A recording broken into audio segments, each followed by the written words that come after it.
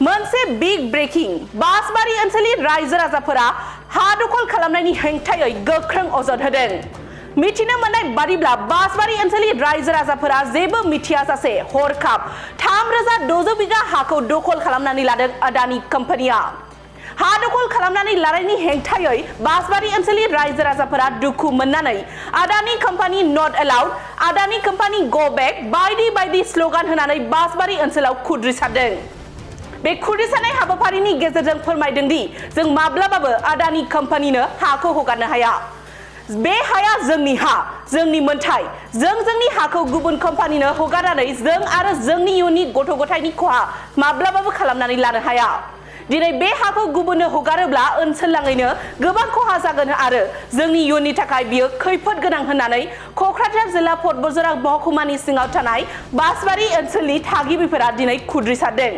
जोंनि ओनसोलनि रायजो राजाफोरनि दाबिखौ मानिनानै लायाब्ला सोमावसारनाय हाबाफारिखौ लाबाय थागोन होननानै खौरां बिजोंनि गेजेरजों बिटिआर सरकार, आसाम सरकार आरो भारत सरकारनिसिम मिथिहोदों।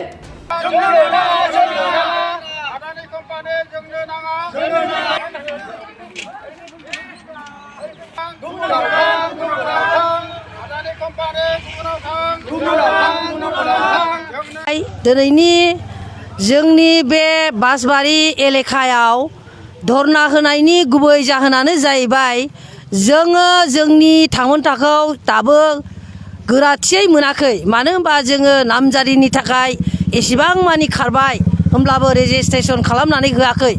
नाथाय दिनै मोनसे कम्पानिया मोनसे जायगायाव जायगा होजायैनि थाखाय जोंनि जायगायाव फैनानै 3600 बिगाखौ माबोरैहाय हथात मथात मोनखो रायजो राजा मिन्थिया जासे, बेनि बासिन्दाफोर मिन्थिया जासे।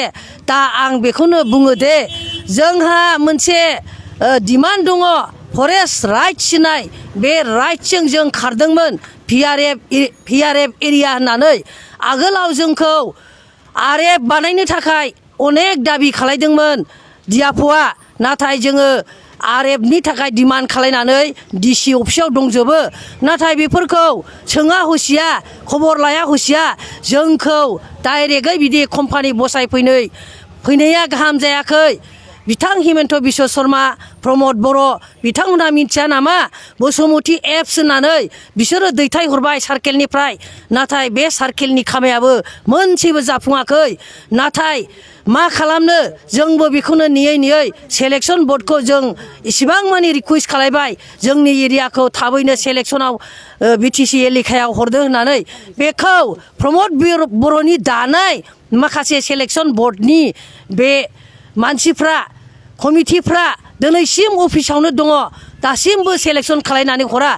जायखौ खालामदों बिसोरो मोनबाय जानो हागौ। नाथाय जोंनि बासबारि एरियाखौ गावहा बासबारि एरियानि चेयारमेन हिसाबै उनाव हरगोन होननानै दिनैसिम फैयै 4 बोसोर नै दा 6 मासानो गैला।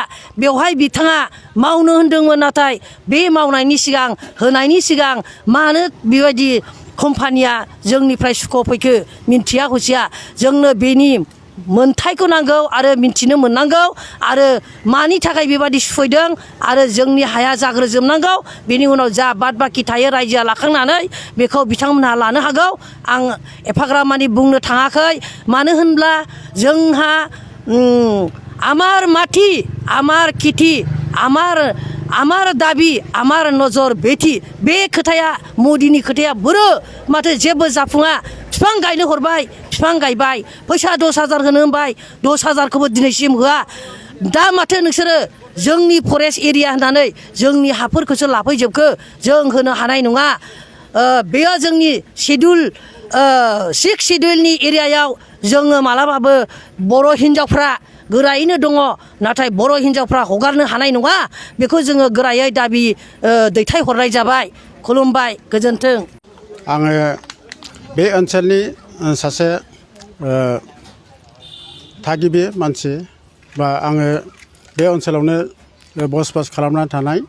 दा आङो गावबुरा एस'सियेसननि बासबारि आन्चलिक सेक्रेटारि। दा जोंनि नैबे दिनैनि धरना होनायनि खारनानो जाहैदों जों खोनानाय मथे आदानि कम्पानि जोंनावहाय हाबफैनो नागिरदों। दा बे हाबफैनो नागिरनाया जोंनि नैबे ओनसोलावहाय गामि दरबासोनि हायानो गासिबो थांजोबनो नागिरदों। दा बेनि थाखाय जोङो बेखौ प्रतिबाद खालामनाय बेनो जे जों बे कम्पानिखौ जों बाहाय होनो हानाय नङा।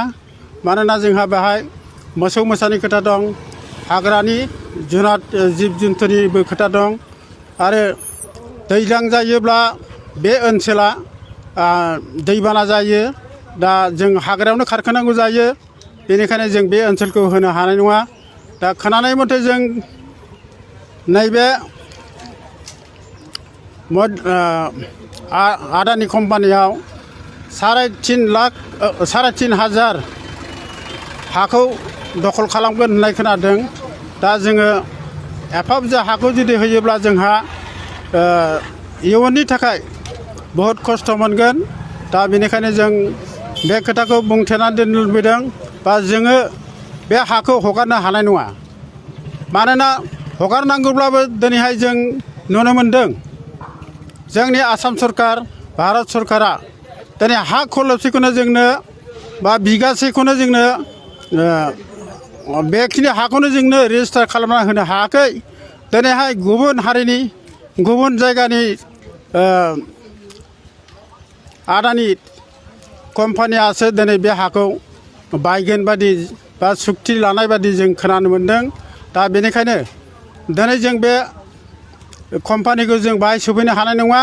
मानोना जोंहा बहुद इयुन रायजो जानांगौआव जोंहा खस्थ' मोनगोन। बेनिखायनो जों रायजोफ्रा समग्र नैबे गामि दरबासेया जोंहा खुब खस्थ' मोनगोन।